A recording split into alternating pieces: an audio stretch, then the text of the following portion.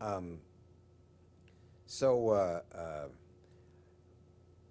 a very man who was also very close to the mayor for much of his time was Ray Simon, his corporation Yes, Ray counsel. Simon was his corporation counsel. Then after Ray left there, he was one of his advisors.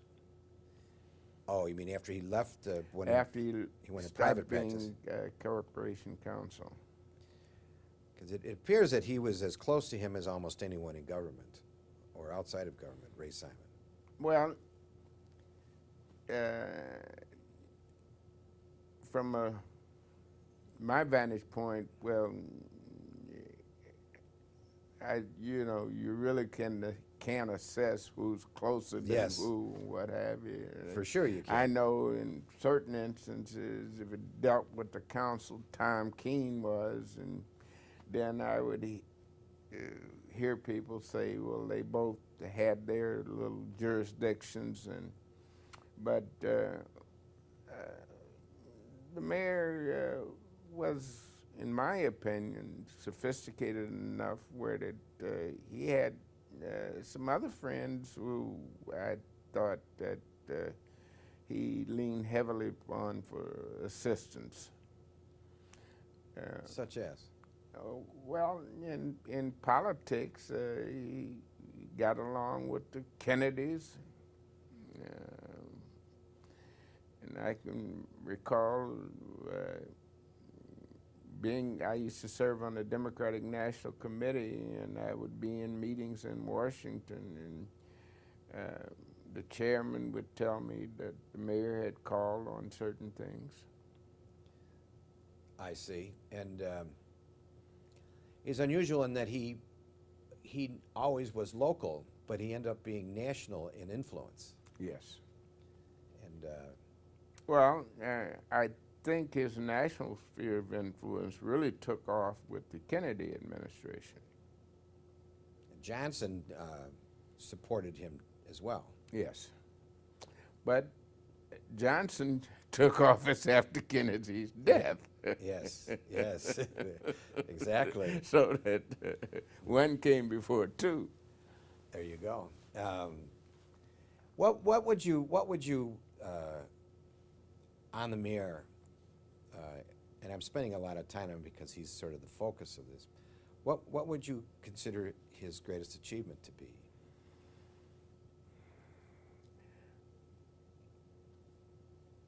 Some of the greatest achievements in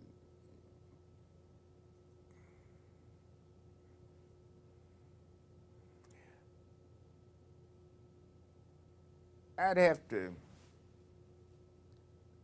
ponder and give some thought to that, because during his administration, Chicago enjoyed the reputation of doing a lot of things. We had a good transportation system. We had airports that were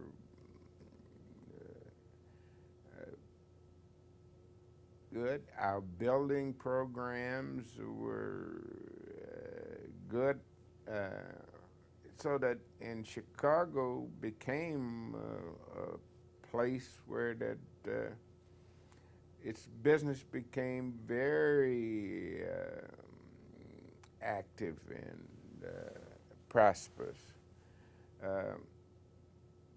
During that time, we lost some industries like the stockyards and some of those. But I would say that the mayor was probably one of the most supporters of the businesses of Chicago. He did have a very good relationship with the business Yes. community. Somewhat unusual for a Democrat. Yeah. At that time, Yeah. What would you think that his blind side or greatest weakness might have been?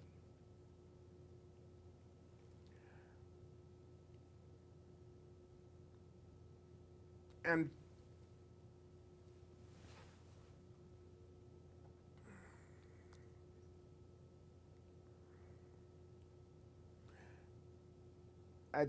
I think one of the blind side would have been education. And And I think that one of the problems that we had at the time is I think that we permitted government to get too involved in our educational programs. And in many instances, education throughout the city was not the same.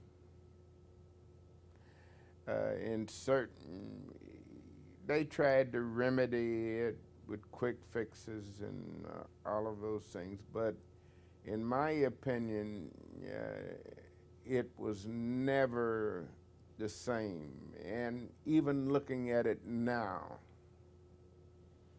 I would say that our educational system needs to be reviewed and rehauled.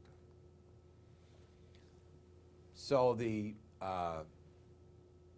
you're talking education generally in the schools, not tying it to anything other than just the quality generally. I'm talking about public education meeting its needs, meeting the needs of the citizens and what have you, and where that if it's done in a way where that the majority benefits as opposed to just a certain minority. See. Okay. And you feel that that was something that he wasn't a strength of his, trying to find answers to that? Yes. And I think he had some superintendents of schools that I thought some were trying, but these were areas where I feel that they never met their mark. Well, the most controversial being Benjamin Willis. Well, Willis was at the early end, but at the latter part, he had, who was the superintendent? He had the young fella.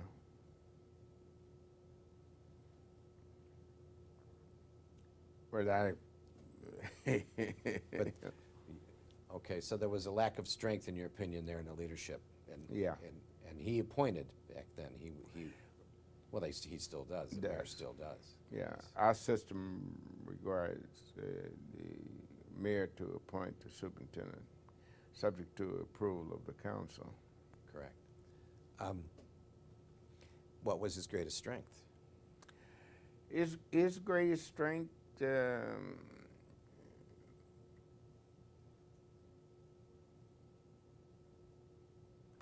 I think his greatest strength was his ability to coordinate governments. He was able to, in my opinion, more than his predecessor or his successor, to get a working relationship between the city, the county, and the state governments. As a matter of fact, he had meetings many times with the leadership in the legislature almost on a monthly basis when they were in session, where he would discuss and talk with them about the issues pertaining particularly to the city of Chicago. And he kept in contact and in progress, knew the progress of any legislation that was pending there. And he would use his best efforts to send legislation down that would assist the city of Chicago. It certainly doesn't sound like he had a short work week. No, But he had the same relationship with the county.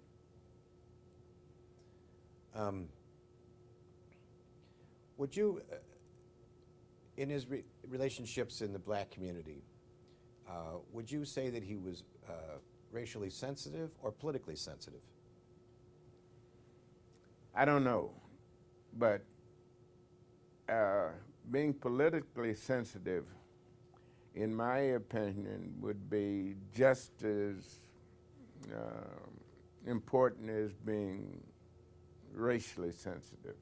And as effective?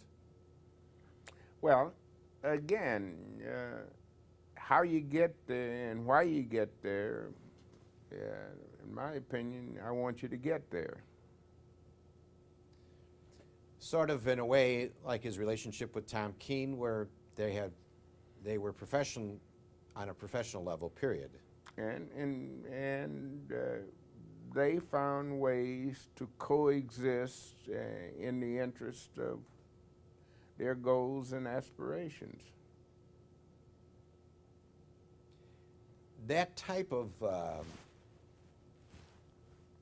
operation had a very strong political side to it, and that seems to have changed in the relationship with the mayor and council then and now.